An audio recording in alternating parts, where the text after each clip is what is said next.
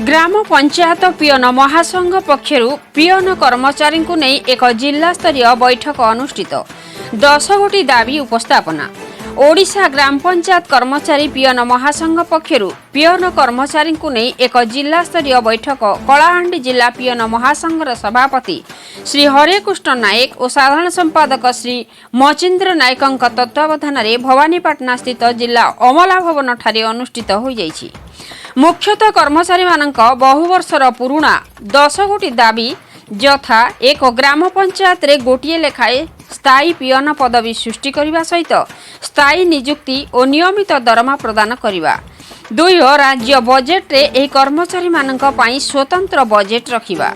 3 ओडिशा ग्राम पंचायत 2014 मसीहा 125 नियम को उच्छेद करने और 1964 मसीहा 123 आईन को स्वतंत्र विधानसभा उपस्थापना करा जाई संशोधन करने।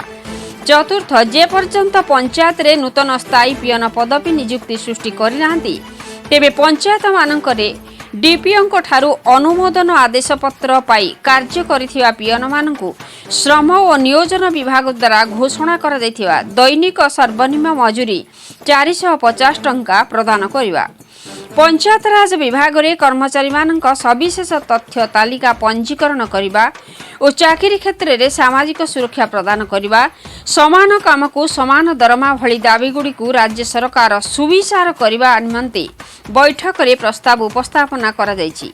प्रकाश योग्य जे बहु वर्ष धरी ग्राम पंचायत मानकरे सरकारी अनुदान पाइबा आशा रखुवा ए कर्मचारी माने पंचायत रे पड़ी रहिछन्ति।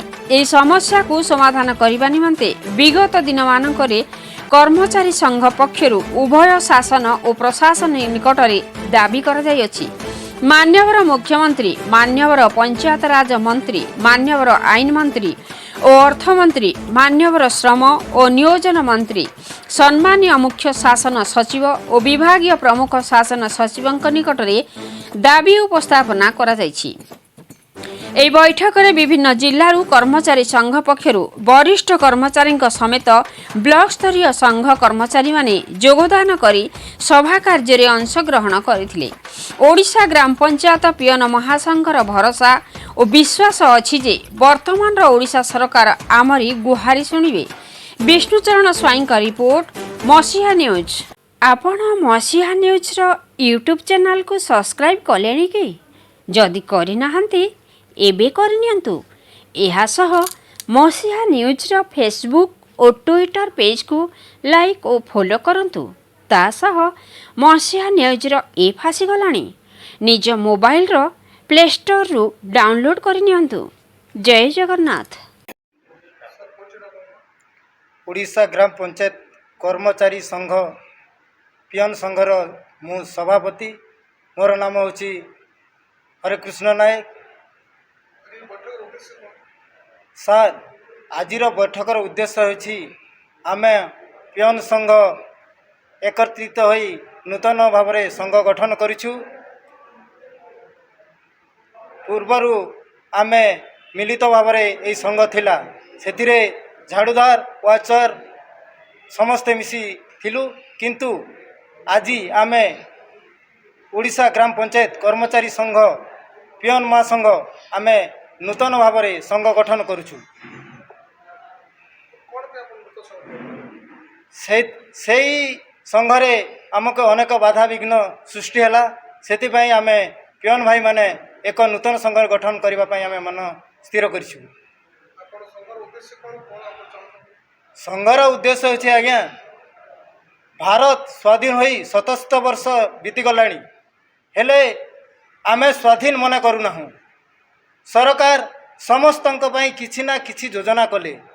वर्तमान ई किछि दिन मध्यरे वार्धक्य मानंकु 3500 टंका सरकार प्रदान कले, किंतु गोटे पंचायत पियन दिन 10टा रु संध्या 5टा पर्यंत खटुची, हेले सरकार ताकू पारिश्रमिक निजस्व आयरु केउठी 500, केउठी 1000, केउठी 1500, केउठी 2000, केउठी 3000 ताठू अधिक देउनांती।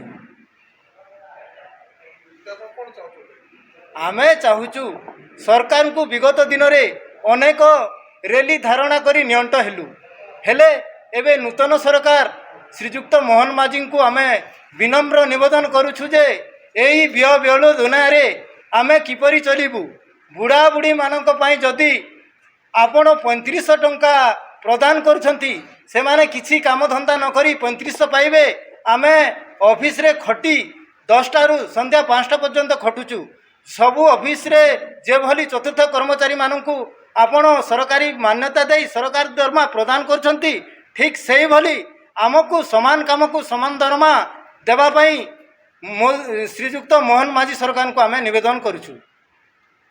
नायक जिला संपादक ओडिशा ग्राम पंचायत पीएन महासंघर संपादक।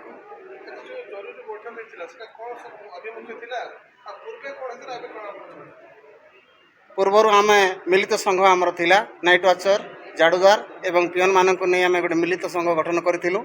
वर्तमान आम एकत्रित हो पीएन भाई माने गोटे संघ नूतन भाव आज गठन करियछु। आज समस्त कलाहांडी जिलार पीएन भाई मानक निवेदन करी आज नूतन भाव में आमर पीएन महासंघ गठन करने को जाऊँ। सर